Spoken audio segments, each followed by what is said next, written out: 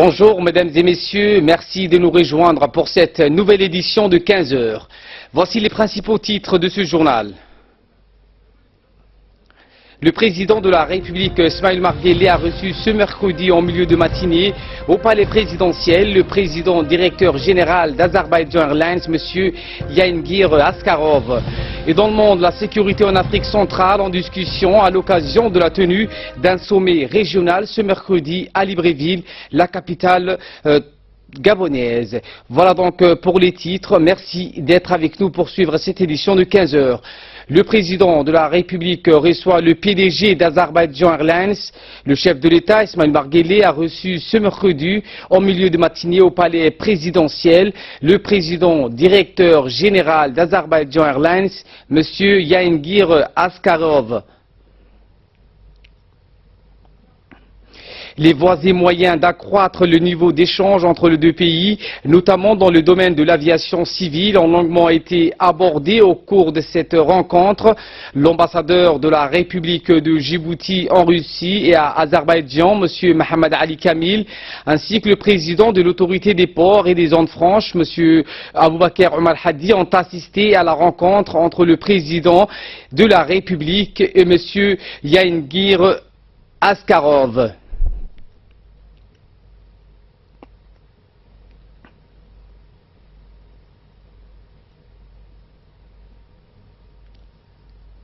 Et à l'issue de son entretien avec le président Guelleh, le PDG d'Azerbaïdjan Airlines s'est déclaré ravi de cet entretien, estimant que dès l'instauration d'un partenariat économique entre les deux aura des résultats hautement positifs. Djibouti est à la croisée de plusieurs régions économiques et dispose d'un nombre important d'infrastructures modernes, a indiqué M. Jahangir Askarov. Il a évoqué le désir de son pays d'investir rapidement à Djibouti. Fin de citation. Le président de l'autorité des ports et des zones franches, M.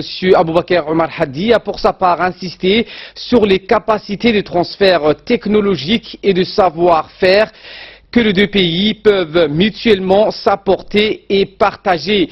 La visite de M. Askarov à Djibouti va permettre de signer un protocole de coopération entre les deux pays dans le domaine de l'aviation civile. L'Azerbaïdjan est entre autres connu pour son expertise dans le domaine de l'aviation civile, a déclaré en substance le président de l'autorité des ports et zones franches. Ce pays nous apportera indéniablement un précieux concours dans notre quête légitime de disposer rapidement d'un nombre important de pilotes et d'ingénieurs aéronautiques, a également affirmé Aboubakar Omar Hadi, le président de l'autorité des ports et zones franches. Autre actualité de ce 15 heures, le président de l'Assemblée nationale participe à Istanbul en Turquie aux travaux d'une conférence consacrée à la ville sainte de Jérusalem. Les travaux de cette conférence sur Jérusalem et les menaces auxquelles elle fait face par les initiatives des sionistes a changé son caractère islamique et son histoire. Donc, cet atelier a débuté hier, placé sous le haut patronage du chef de l'État turc, Recep Tayyip Erdogan. Cette conférence a réuni les présidents des parlements de plusieurs pays musulmans dans la République de Djibouti.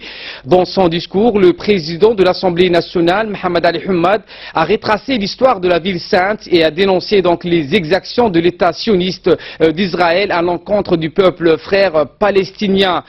Il a cité donc, à défaut d'être le berceau de la réconciliation, a-t-il dit, nous constatons avec regret que la ville sainte, compte tenu de sa profonde civilisation, est restée prisonnière de la politique arrogante d'Israël, et ce, au mépris des résolutions et chartes internationales. Le président de l'Assemblée nationale a ainsi appelé ses pairs arabes et musulmans à saisir cette opportunité et agir de concert en vue de protéger l'identité islamique et arabe de cette ville sainte, et ce avant qu'il ne soit trop tard. Il est donc significatif pour nous de revaloriser le travail collectif afin de mettre au point une véritable stratégie arabe dotée d'une vision appropriée pour s'opposer à ces menaces et aider les Palestiniens à résister à l'occupant. Il a plaidé pour que soient revus les voies et moyens d'action afin de faire face aux défis qui n'incombent Pas aux seuls Palestiniens, mais à l'Oumma islamique dans son ensemble, a-t-il indiqué. Nous devons donc parvenir à imposer nos points de vue et défendre nos droits, a-t-il martelé. En marge de sa participation à la conférence d'Istanbul, la délégation parlementaire djiboutienne a rencontré les dirigeants des parlements de plusieurs pays frères et amis. Les discussions ont porté essentiellement sur le souhait de raffermir et de consolider les relations interparlementaires. Et cet atelier de formation donc en matière de gestion des ressources humaines, de tenue d'une bonne comptabilité ainsi que l'élaboration des états financiers qui s'est clôturé donc hier après-midi à la grande salle de la conférence de l'ADDS. Cet atelier s'inscrit dans le cadre du programme dit d'appui de la réduction de la vulnérabilité PRAREV. Ce programme de formation est exécuté par la direction de la pêche du ministère de l'Agriculture, de l'eau, de l'élevage et de la pêche. Il est financé par le Fonds international pour le développement agricole ou FIDA, le Fonds pour l'environnement et le gouvernement djiboutien. Plus d'une cinquantaine de personnes ont participé aux différentes sessions de formation. Des attestations de participants ont été remises aux participants. Pour plus de précisions, donc, écoutons les explications de Khadra Omar Kamil, chef de section chargé de renforcement des capacités pour l'octroi des microcrédits, Madame Beyam Mohamed Mir. Finance et donc voilà. Sur financement du PRAREV, l'ADDS a assuré la formation des organes dirigeants et du personnel technique des CPEC des régions et CPEC de Djibouti. Les formations qui ont été dispensées aux élus portaient sur les rôles et responsabilités, et ce en vue de leur permettre de mener à bien leur mission. Ainsi, 30 élus ont pu être formés. Les autres modules plus techniques ont été dispensés aux gérants, aux comptables et aux responsables de points de service. Ainsi, 14 gérants, comptables et responsables de points de service ont pu être formés, ainsi que 12 agents de crédit. Sans transition donc sur ce sujet, suivons à présent à quelques réactions des bénéficiaires de cet atelier.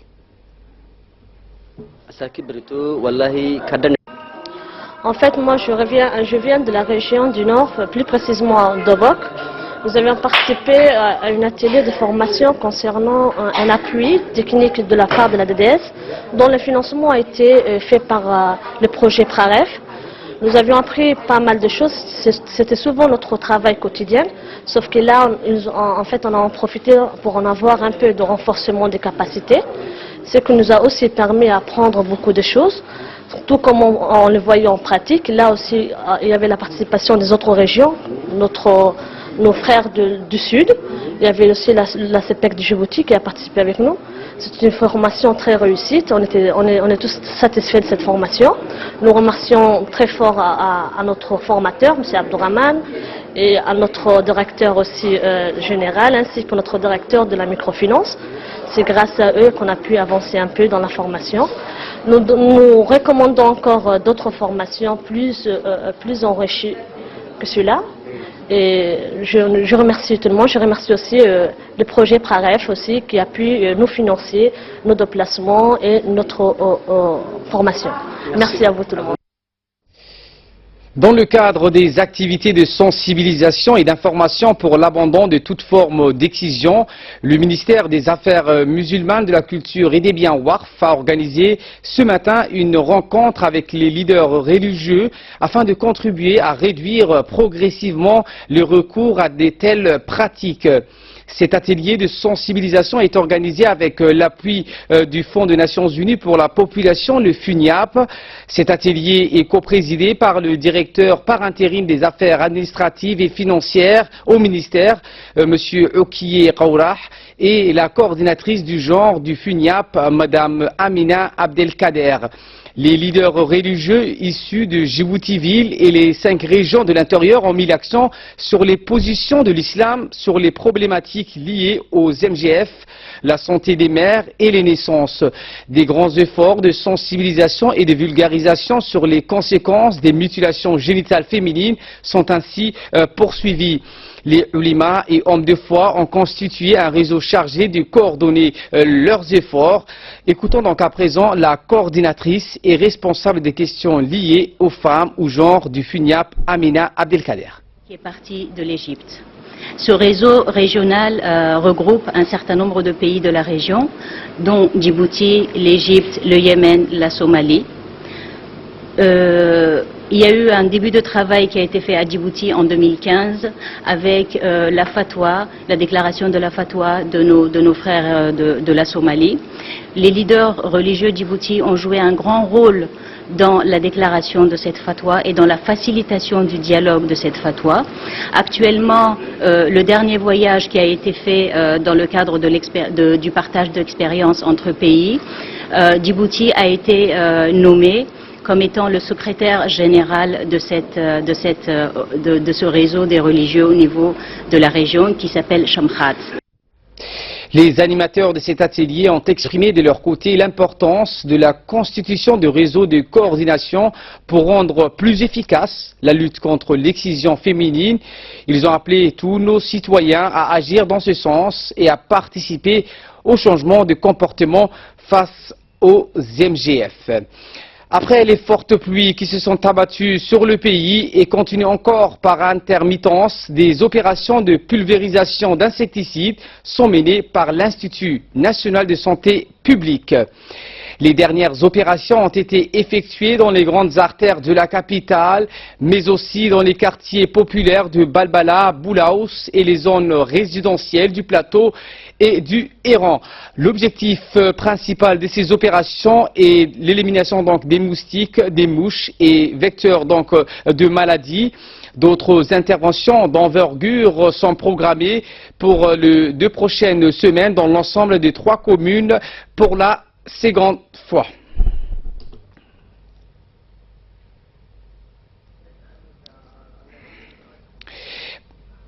Mesdames et messieurs, c'est l'heure de l'appel à la prière à la As. Je vous retrouve dans quelques instants. Et cet avis de recherche qui est lancé, le jeune Youssouf Abdelkader Abarda et dont la mère est Mariam Youssouf est toujours recherché par sa famille. Ce dernier est né le 8 décembre 2002 à Djibouti. Il étudiait jusque-là au collège de la Palmeraie. Son domicile familial se situe à Anguilla. La dernière fois qu'il est sorti de son domicile, il portait un t-shirt de couleur bleue et un pantalon court de couleur bleue également. Il est mince, de teint clair et mesure 1,10 m environ, comme vous les voyez sur les images. Pour toute information, priez donc de téléphoner au numéro 77 25 88 56 ou bien au 77 84 99 84 ou les cas échéants au numéro 21 35 25 61 qui est le standard du commissariat central de police. Je reprends donc pour toute information, prière de téléphoner au numéro 77 25 88 56 au numéro 84 99 84 ou donc le numéro 21 35 27 61 qui est le standard du commissariat central de police. Et dans l'actualité internationale, c'était donc dans le titre, la capitale du Gabon, Libreville, a accueilli un sommet régional sur la sécurité. La sécurité en Afrique centrale en discussion donc à l'occasion de la tenue d'un sommet régional. C'est mercredi donc à Libreville, la capitale gabonaise, de la lutte contre les djihadistes de Boko Haram au Cameroun et au Tchad, aux affrontements entre groupes armés en Centrafrique, en passant par l'instabilité politique en RDC et au Burundi. Les sujets à débattre sont nombreux. Parlons de la RCA, donc Ban Ki-moon, le secrétaire général de l'ONU, espère des solutions concrètes au sortir du conclave de Libreville. Outre le représentant spécial des Nations Unies en Centrafrique, Parfait Ononga, le premier vice-président du Burundi, Gaston Sidimwo, a annoncé sa participation à ce sommet qui se tient à l'initiative de la CEAC, la communauté économique des États d'Afrique centrale qui regroupe 11 pays, à savoir Angola, Burundi, Cameroun, Centrafrique, Congo, Gabon, Guinée équatoriale, RDC, Rwanda, Sao Tomé et Principe et enfin le Tchad. Ce crash aérien en Colombie, le bilan est revu à la baisse. Le bilan de la catastrophe aérienne survenue lundi en Colombie a été finalement revu à la baisse par les autorités locales. Le crash aurait fait 71 victimes et non 75. 6 passagers donc ont été retrouvés vivants. Cette catastrophe a bouleversé le Brésil. À bord de l'appareil se trouvait notamment l'équipe de foot de Chapecoense qui s'était qualifiée pour la finale de la Coupe Sudamericana, l'équivalent de l'Europa League. L'avion en provenance de Bolivie s'apprêtait à atterrir à Medellín lorsqu'un appel d'urgence a été lancé pour cause de panne électrique.